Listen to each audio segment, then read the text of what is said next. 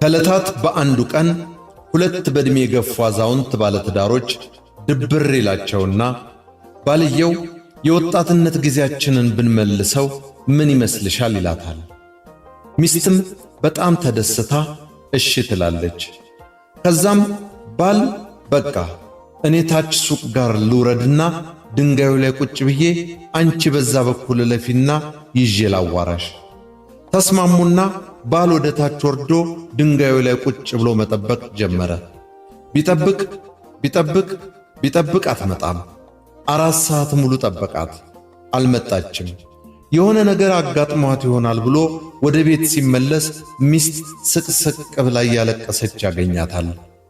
ባል ደንግጦ ምን ነው የኔ ውድ ምን ሆንሽብኝ?